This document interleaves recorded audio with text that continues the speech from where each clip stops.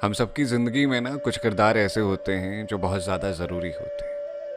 ऐसा ही किरदार मेरी ज़िंदगी में मेरे ताऊ जी का है। हेलो हाय, मेरा नाम पंकज जीना है और आज मैं आपको अपने ताऊ जी की कहानी सुनाने जा रहा हूँ।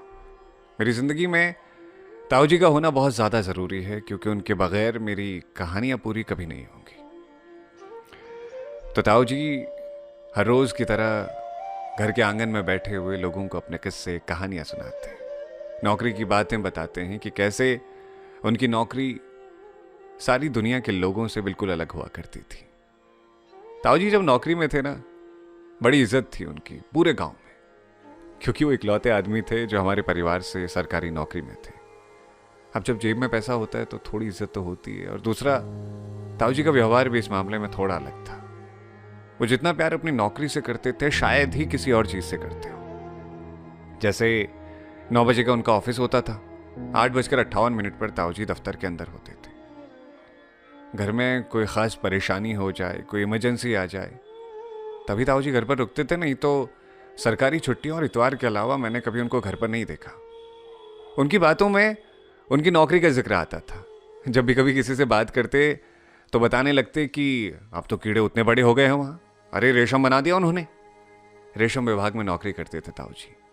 कौन से पद पर थे, कौन सी पोस्ट पर थे, मैंने कभी पूछा नहीं उनसे, लेकिन वो जब बातें बताते थे तो लगता था कि उनके अंदर ना एक जुनून है अपनी नौकरी को लेकर के, एक मोहब्बत है नौकरी से।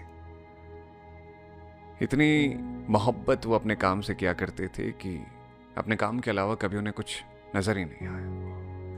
मैंने कभी नहीं देखा कि किसी बच्चे के साथ बैठकर के उन्होंने फुर्सत से बातें की हो, पूछा हो कि तुम्हारा स्कूल ठीक चल रहा है। दादा दीदी इन सबको ताई जी ने संभाला।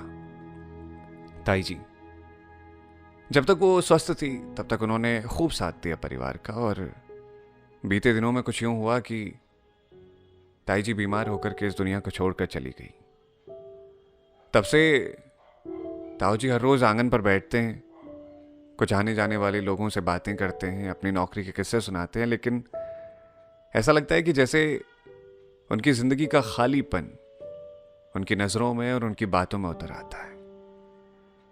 इस बार जब गांव गया था ना, तो मैं मिला था ताऊ जी से। पता नहीं इस बार ताऊ जी मुझे पूरे नहीं लगे। एक तो उनकी नौकरी छूट गई, दूसरा ताई जी उन्हें छोड़कर चली गई। ऐसा लग रहा था ताऊ जी की बातों में पहली बार कि कुछ अधूरापन रह गया है। वक्त पर हम किसी अपने को अपना वक्त नहीं दे पाते, और जब वक्त गुजर जाता है, हमारा अपना हमसे दूर हो जाता है, उसके बाद हमें उसकी अहमियत नजर आती है। आपकी मेरी जिंदगी ऐसी ही है अभी। हम अपने कामों में उलझे हुए हैं और अपने अपनों को बहुत पीछे छोड़ चुके हैं। कभी कभार बातें होती हैं तो ठीक नहीं हुई तो भी अच्छा, कोई बात नहीं, बाद में बात कर लेंगे, पहले तो काम है ना। लेकिन बीते दिनों में यह एहसास जरूर हुआ है कि अगर आप अपने परिवार को वक्त नहीं दे पाते वक्त पर, तो एक वक्त बाद आपको उसका अफसोस जरूर होता है। आज की कहानी में मैं बस इतना कहना चाहता हूं कि अपने अपनों को वक्त दीजिए, शायद उनको आपके वक्त की बहुत ज़रूरत है। शुक्रिया आज की कहानी को सुनने के लिए, धन्यवाद।